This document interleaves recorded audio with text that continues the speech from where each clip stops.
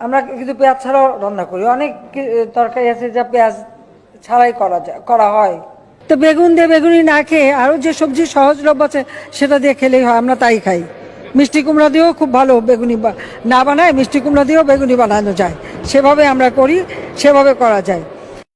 অনেকেই কিন্তু মাংস খেতে চায় না, মাংসের পরিবর্তে এখন কাঁঠাল, এবং এই কাঁচা কাঁঠাল, এই কাঁঠালের কাবাব হয়, কাঁঠালের বার্গার হয়।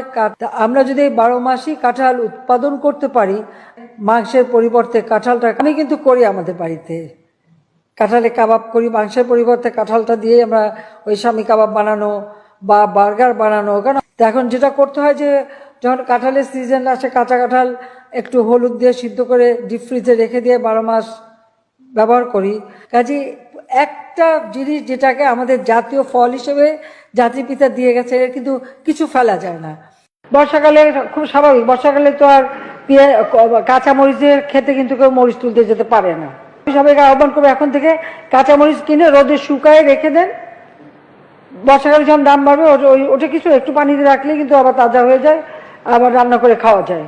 সহজ বুদ্ধি, আমি তো এটাই বলি, যেগুলি শুকায় রেখে দেন।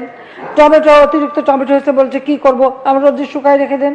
পেঁয়াজেরও তাই, যখন উৎপাদন বেড়েছে পেঁয়াজ সংরক্ষণের ব্যবস্থা, রোদে শুকায় রেখে দেন। ঠিক আছে, এরপরে যখন ডিম বেশি পাবেন সিদ্ধ করে ফ্রিজে রেখে দেবেন, বহুদিন থাকবে, সহসা নষ্ট হবে না। সবকিছু বিকল্প ব্যবস্থা আছে। ডিম সিদ্ধ করে আপনি যদি জিপলকে করে ডিপেও রেখে দেন, ডিম ভালো থাকে অনেক দিন। রান্না করার সময় আরামে রান্না করে খাওয়া যায়, ভর্তা করেও খাওয়া যায়।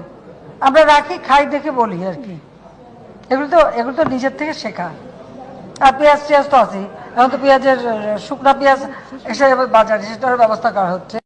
আমরা মাছে ভাতে বাঙালি, এই মাছে ভাতে বাঙালি হিসেবেই যেন আমরা থাকতে পারি। আর এখন মাছের কাটা একটা সমস্যা, অনেকে মাছ খেতে চায় না, কিন্তু প্রক্রিয়াজাত করলে পরে কিন্তু এই কাটাও কিন্তু নরম করে ফেলা যায় এবং খাওয়া যায়, এবং সেটা খুব বেশি কঠিন না, এমনকি ঘরে ঘরেও করতে পারেন। আপনারা যদি প্রেসার কুকারে মাছ 1 ঘন্টা 10 মিনিট সিদ্ধ করেন, মাছের কিন্তু কাটা নরম হয়ে যায়, মাছের মতনই থাকবে কিন্তু কাটা নরম হয়ে যাবে, এবং আপনারা সেটা বাচ্চাদেরও খাওয়াতে পারবেন, এতে কোনো অসুবিধা হয় না। কাজে আমরা কিন্তু এটা করি, একটু রেসিপিও দিয়ে দিলাম সাথে, যাতে আপনাদের ঘরে কাটার সমস্যাটা না থাকে। কারণ বিশেষ করে ইলিশ মাছ একটু বেশি সময় লাগে, সমুদ্রের মাছ, আর অন্য মাছ আরো কম সময় হয়ে যায়।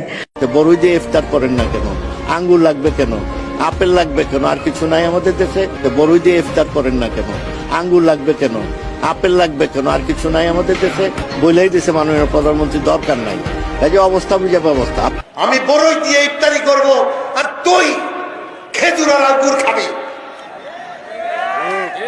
সাহস থাকে তো বল, খেজুর আর আঙ্গুরের আমদানি সিদ্ধ কর, নিষিদ্ধ। আমরা সেই দিক থেকে খুব ভালো অবস্থানে আছি, আমরা তো সুখে আছি, ব্যস্ত আছি বলতে হবে।